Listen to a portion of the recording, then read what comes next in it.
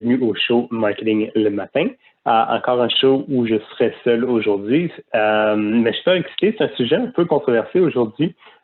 Controversé dans le sens qu'on parle de marketing, mais c'est un sujet qui m'est un peu propre. Je sais que c'est peut-être un peu contradictoire, ce qu'on entend beaucoup dans l'industrie, sur le marché, etc. Mais je voulais parler un peu de comment ou quand faire l'analyse de sa compétition. Je pense qu'en marketing, on a beaucoup tendance à aller voir ce que fait la compétition, les mots-clés pour lesquels la compétition se positionne, les types de pubs qui roulent, qu'est-ce qu'ils font sur Facebook et les réseaux sociaux. On peut même aller analyser les courriels, le type de courriel qu'ils envoient avec certains outils. C'est très tentant parce qu'on est capable de le faire, donc on a tendance à vouloir le faire. Quand je dis le faire, je veux dire, on parle l'analyser, voir ce qu'ils font, etc.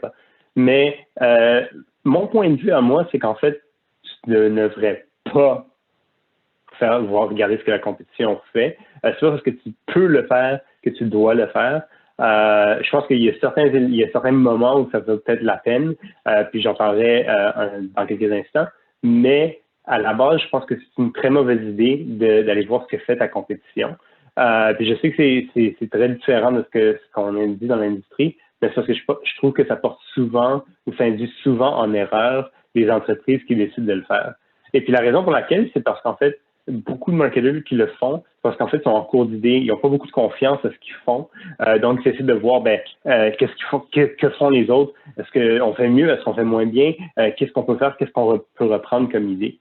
Puis comme je le mentionnais dans un épisode récent, le marketing zigzag, c'est que, en fait, au lieu d'analyser ta compétition, si tu cherches des idées, je t'encourage vraiment à aller chercher dans d'autres industries connexes. Si tu es en B2B, regarde ce qu'on fait en B2C. Si tu es en B2C, peut-être regarde ce que tu peux faire en B2B. Regarde ce que font d'autres entreprises dans un environnement connexe. Par exemple, si tu vends un logiciel à des marketeurs, regarde ce que les autres choses que consomment les marketeurs, pas nécessairement ta compétition, mais d'autres logiciels dans ton industrie ou quoi que ce soit. Je donne un exemple justement dans l'épisode de Marketing Zigzag, quand j'étais en finance, quand j'ai fait du marketing pour des firmes en finance, vu qu'on ciblait les individus à haute valeur, high net worth, avec beaucoup d'argent finalement, au lieu de regarder ce que faisaient les autres firmes en finance, en fait, je suis allé regarder ce que faisait l'industrie du luxe, puis ça a complètement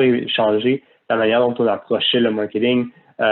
C'était très tactique en termes de matériaux qu'on utilisait versus aussi ce qu'on faisait en ligne, comment on répondait aux gens. Ça a même changé un peu comment on a structuré l'entreprise pour bien répondre aux attentes des gens. Parce que si tu achètes des produits de luxe et puis t'es servi d'une façon, puis tu as l'habitude d'être servi d'une façon, mais en fait, toute entreprise qui te sert, tu t'attends un peu d'avoir les mêmes services. Fait que, au lieu de regarder ce que les autres faisaient, je regardais ce que une autre industrie faisait. Et puis la raison pour laquelle je trouve que c'est dangereux de regarder la compétition, comme je disais, c'est que souvent on le fait parce qu'on a en manque d'idées, on en manque de confiance. Et puis alors là, on va regarder les autres. Par exemple, il y a quelques années, je faisais des analyses de compétition quand j'étais à l'emploi. Moi, mon rôle était très lead nurturing, etc., etc. Fait que je regardais ma responsabilité, c'était de regarder un peu les campagnes courriels que faisait la compétition. Puis on remarquait que finalement, ils n'envoyaient pas beaucoup de courriels. Fait qu'on se disait, nous, on envoie des courriels. Good. Tu sais, on réussit mieux qu'eux autres. Mais la réalité, c'est que c'est comme complètement faux. Soit parce que quelqu'un fait quelque chose ou ne fait pas quelque chose que c'est une bonne ou mauvaise chose a priori. Ça se peut qu'il y ait des raisons très spécifiques pour lesquelles ils ne faisaient pas des courriels. Peut-être que c'était un mauvais coup de leur part. Mais en fait, moi, au lieu de me comparer à ce que les autres faisaient, je devrais comparer à ce que moi, je faisais, à ce qu'on est en train d'améliorer les indicateurs de performance de nos courriels, les taux d'ouverture, le taux de clic, les taux de conversion, etc. Des sujets dont on a parlé il y a quelques années, il y a quand même un petit bout de temps, avec Étienne, l'auteur du livre SaaS Email Marketing Playbook. En fait, tes métriques doivent être basées sur ce que toi tu fais et non ce que la compétition fait. Ceci dit, il y a probablement comme 4, 5, 6 scénarios dans lesquels ça vous prend la peine d'aller regarder ce que fait la compétition. Et puis le premier, c'est bon, ben, je pense que si on est dans une industrie où il y a beaucoup d'interactions qui se passent en ligne, si on est dans une industrie où nos présences sociales sont déjà très engageantes, ben on peut aller suivre la compétition pour voir est-ce qu'on peut interagir des fois avec la compétition, avec des clients de la compétition. Évidemment, ça va dépendre un peu de la tonalité de la voix qu'on donne à notre marque. Mais on le voit souvent avec McDonald's et Harvey's ou McDonald's et Wendy's, etc. Il y a beaucoup d'interactions entre les marques. C'est un peu drôle, etc. Fait que des fois, ça peut être une bonne façon d'aller analyser, de regarder ce que fait notre compétition, juste pour voir si on peut s'amuser un peu, si c'est vraiment l'image qu'on essaie de donner à sa marque. Puis je vais vous encourager à garder cette idée d'image qu'on donne à la marque. L'autre petit moment où c'est important de regarder un peu ta compétition, c'est si on est vraiment dans une industrie de gain et perte. C'est-à-dire que si nous, on gagne, eux, ils perdent. Si eux, ils perdent, si eux, ils gagnent, nous, on perd. On pense déjà au monde du sport, si tu veux. Fait que il y a plein de monde qui sont dans les arénas des compétitions pour voir c'est où les faiblesses des équipes, etc., pour voir exactement comment on peut gagner. Mais c'est parce que les soirs œuvre dans une industrie qui est très noir et blanc, avec gain-perte. Tu peux pas avoir deux gagnants, tu peux pas avoir deux perdants. Ce qui n'est pas vraiment l'habitude de la réalité dans la grande majorité des industries. Par exemple, si j'ai un client qui va chez un compétiteur, en termes de HubSpot ou quoi que ce soit, là, c'est correct. Il y a quasiment un nombre infini de clients potentiels. Que quelqu'un aille chez quelqu'un d'autre, c'est pas la fin du monde. Oui, peut-être je veux faire le survol de pourquoi le client est parti là-bas, si c'est possible, mais à l'arrière, d'aller voir c'est quoi la faiblesse des autres, ça ne va pas m'aider vu que je suis dans une industrie infinie et puis la majorité du monde dans des industries infinies où il y a tellement de clients, etc., potentiels, qu'on n'est pas nécessairement obligé d'aller détecter les faiblesses de nos clients. Le troisième élément qui est peut-être un peu plus un peu plus répandu, ou peut-être un peu plus stable, parce que les deux premiers, je trouve que c'est très interagir avec la marque, ça va répondre si on est dans une industrie qui fait du sens, puis de deux, si on a une image de marque qui fait du sens. Pour ça, gain-perte, honnêtement, à part les sports, je ne peux pas penser à beaucoup d'industries, peut-être les hyper enterprise level, où il y a très peu de fournisseurs, très peu de clients. Je pourrais penser à ça aussi. Mais là, l'analyse de marché l'analyse de la compétition dans ce marché-là va passer va aller au-delà du marketing. C'est là où le marketing fait peut-être un peu plus de sens, puis c'est peut-être un peu plus répandu, c'est dans l'intelligence de marché. Souvent, une fois, je me rappelle, on faisait la veille régulière de la compétition, puis tout à coup, on a remarqué qu'ils bloguaient surtout sur un sujet qui était un peu différent. Puis on s'est dit, peut-être qu'ils sont en train de lancer un nouveau produit. Fait que souvent, les marques, surtout les marques qui ont des bons marketing, des bons départements marketing, vont commencer à créer un besoin avant même de lancer le produit. Fait que quand tu fais une veille soutenue de compétition puis commences à parler de sujets qui est un peu différent de ce qu'ils faisaient avant, ça fait une indication qu'ils sont en train de lancer un nouveau produit, un nouveau service. Donc, ça nous permet, nous, d'adapter notre communication avant même que le produit soit lancé. Ça n'arrive pas tout le temps, ça arrive pas, mais ça peut être pertinent de faire le bilan de ce que fait la compétition, voir ils sont en train de traiter de sujets différents.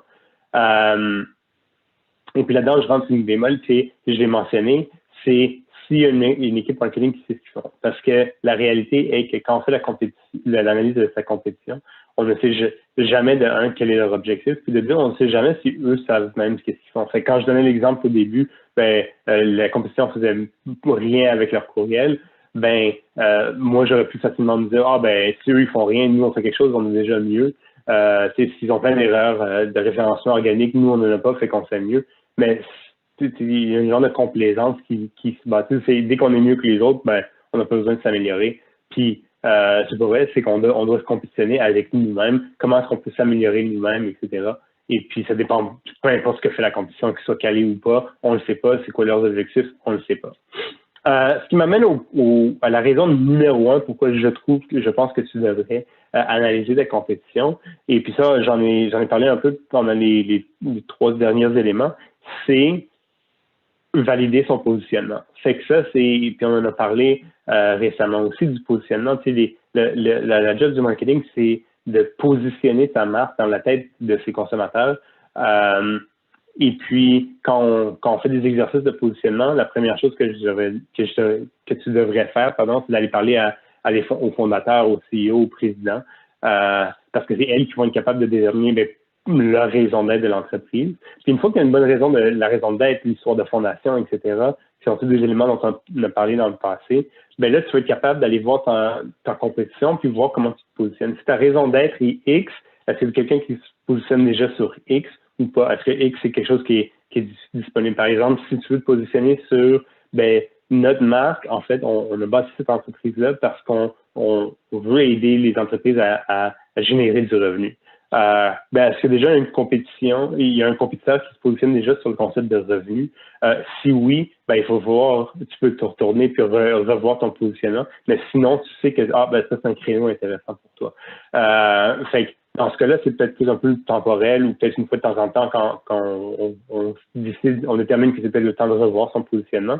Mais je dirais que ça serait l'autre moment où c'est important ou le moment numéro 1 pour aller voir, pour faire l'analyse de sa compétition, c'est pour valider notre positionnement. Est-ce que notre positionnement fait du sens? Est-ce qu'on est les seuls qui se positionnent à ce niveau-là?